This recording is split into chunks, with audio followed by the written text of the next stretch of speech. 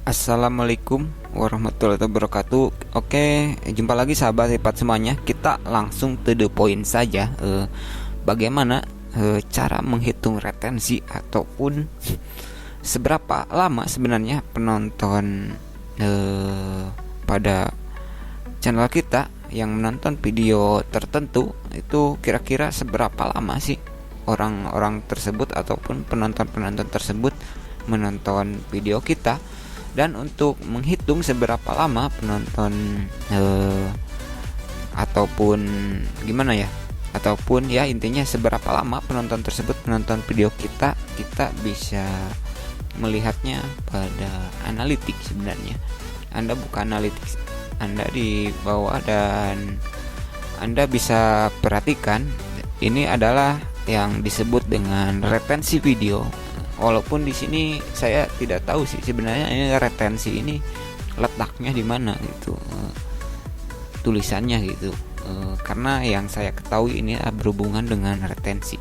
Tetapi pada dasarnya untuk melakukan riset dan analitik ini untuk YouTube Studio sendiri sebenarnya menyiapkan ataupun sudah menampilkan tentang analitik. Jadi Anda bisa memanfaatkan menu analitik ini.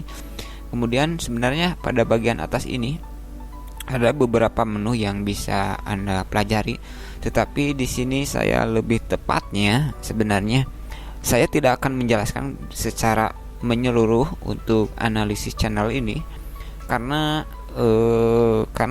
dikhawatirkan waktunya kepanjangan dan terlalu melenceng dari topik yang sebenarnya. Jadi saya untuk analitik YouTube ini saya akan bagi ke dalam beberapa video setelah datanya cukup, karena untuk menu jangkauan saja ini data-datanya banyak yang harus kita pelajari. Menu interaksi penonton, apalagi pada menu lanjutan ini untuk demografinya sangat panjang sekali dan banyak sekali. Jadi kita harus mempelajarinya mulai dari awal, betul. Jadi kita akan mempelajari pada menu ringkasan ini. Untuk pada menu ringkasan ini yang paling sering saya perhatikan adalah pada bagian retensi video. Anda bisa perhatikan di sini ada tulisan 7,55 kemudian 65,1. Ini maksudnya adalah ini yang disebut retensi. Jadi dari ini saya ambil contoh ya. Video ini ditonton 4 kali dengan retensi 65,1.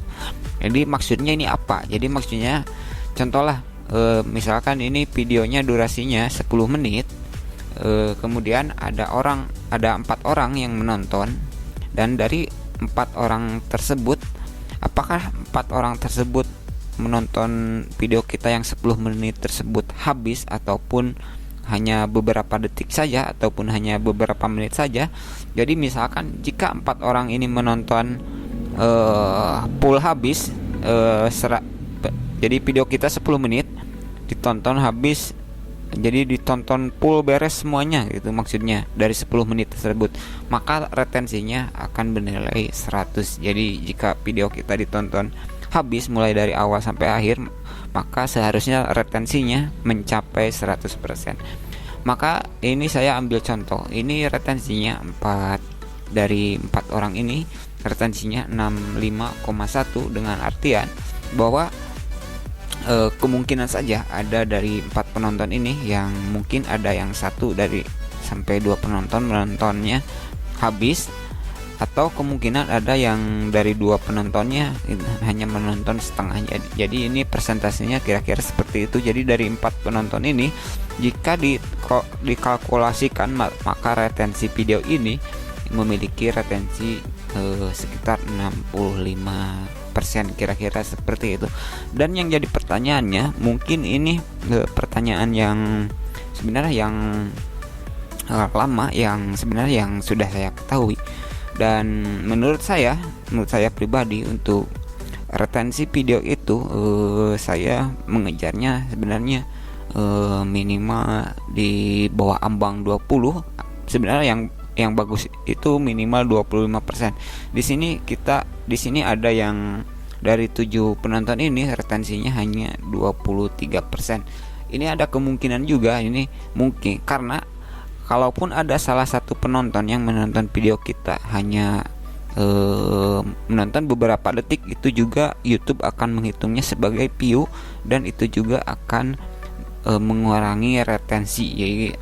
Jadi misalkan Anda menonton video saya kemudian hanya beberapa detik, kemudian Anda langsung close ataupun pindah ke video lainnya, itu akan dihitung menjadi retensi. Maka itu persentase retensinya akan semakin rendah. Mungkin kira-kira seperti itu. Dan ini juga dari 5 penonton retensinya hanya 20%. Jadi sebenarnya kita bisa melakukan riset. Sebenarnya ini mungkin karena kalaupun yang menonton satu orang menontonnya hanya beberapa detik, itu akan mempengaruhi faktor retensi ya sebenarnya. Jadi kira-kira seperti itu. Dan ini juga yang sebenarnya yang menjadi faktor ya yang disukai oleh YouTube sebenarnya untuk faktor retensi ini. Tetapi pada dasarnya konsep ini sebenarnya kembali ke kita sebenarnya. Bagaimana cara kita, sebenarnya kita harus bisa harus bisa memahami tentang keinginan penonton sebenarnya. Makanya kenapa saya khusus untuk channel ini saya tidak menggunakan intro dan outro, karena saya ingin langsung to the point saja sebenarnya.